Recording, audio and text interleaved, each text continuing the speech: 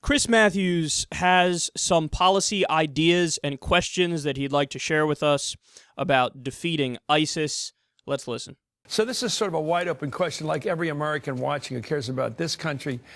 And I think good people around the world, including that incredibly heroic pilot who was killed in the most horrific fashion, burned alive, knowing it was coming, watching it happen in front of people like that. I don't even want to look at that picture. And this perfect young human American who spent her life doing only good and killing people just for the hell of it. I don't have any idea how she died, but what do we make of this and what's it going to do to us? I keep thinking, Michael, if we get somebody, now this sounds pretty tough, but when are we going to stop this? I mean, we get a person over there, we all know who they are. What happens then? Do we change the rules? Do we go into with a Rambo-style attack and do what we can to get them out? We did it with her, we tried. Do we have any capability to stop this hell, ISIS, unless we defeat the whole operation? Oh, thank you, Chris Matthews, for weighing in that very nuanced, complex way. You know, how do we take care of these people? Should we defeat them? Is that the idea? Do we just need to defeat them? As if the Obama administration is like, oh, that's right, good idea, we should defeat them. See, we were trying to not do that, and then now that you say it, you made us think of it, now we'll try to defeat them.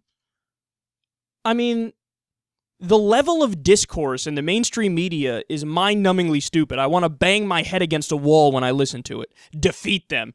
The issue is, how do you defeat them? And you need to make sure that what you do doesn't make the situation worse instead of better. And when you look at the war on terror, all the evidence says that since we started the war on terror, we created more terrorists. It's been an absolute failure if you look at the data. It's the same thing as the drug war. We started the drug war to try to limit the amount of drug abuse and the amount of drug sales, and all that stuff went up. We wasted $1 trillion, and the problem is worse today. Same with the war on terror. We wasted over $6 trillion, and the problem is worse. So you defeat them. Oh, defeat them. Oh, thank you. I couldn't figure out the policy. Imagine they pass a bill in Congress. They just write 2 words, defeat ISIS. And the Democrats and the Republicans are like, oh, let's pass this. Finally, we got the perfect policy. Defeat them. How do you do that, Chris Matthews? How do you do that? Obviously, we all agree we don't like ISIS. Nobody likes ISIS. But what do you do about it? You also have to make sure you don't walk into their trap. They've set up many traps trying to bait the U.S. into a further conflict. And then the idea is, when we go into a further conflict and we end up killing more civilians in the Middle East, they get to turn around to all the Sunnis in the Middle East and go, would you look at that? It's the great Satan again. They keep killing civilians. Now, do you guys want to sit there and take it?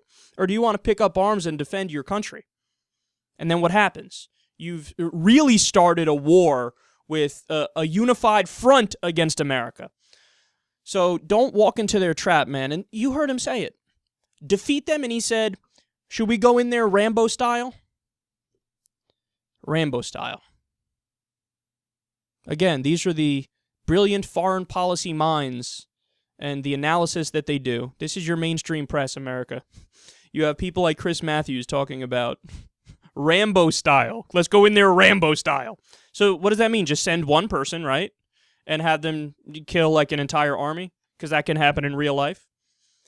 No, every step of the way, when you look at our policy in the Middle East, our foreign policy, every step of the way we made it worse. You have to understand that we created ISIS. Now, I don't mean that in the Alex Jones way of like, you know, we purposefully did it and we're like, we would like to support jihadis.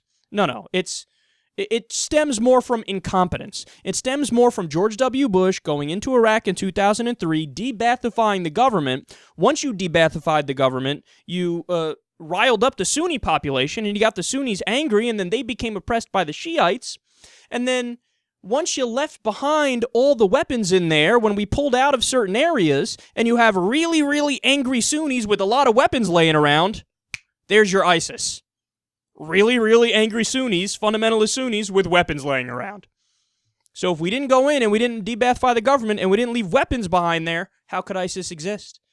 They don't have the weapons and they don't have the necessary anger. So you have to understand the history in order to diagnose the problem and to try to come up with solutions. And then finally, man, we're seeing now a lot of places in the Middle East step up. We're seeing Iran, we're seeing Jordan, we're seeing all these different places, especially the Shiites. So Iran, the Shiites in Iran, they're like, okay, we need to deal with ISIS. We do. Now, why do they need to do it? Because again, if you understand the Middle East, Iran is Shiite. The ISIS and al-qaeda, they're fundamentalist Sunni. They hate the Shiites more than anything. They want to wipe the earth clean of Shiites. That's their number one goal. That's why they're fighting Assad in Syria. That's why they're fighting Iran. I mean, this is what they want to do. So those groups are going to step up, and they have stepped up, and they will fight ISIS and al-qaeda. For us to get involved, we're just making ourselves a bigger target. So Chris Matthews, step aside. You don't know what you're talking about.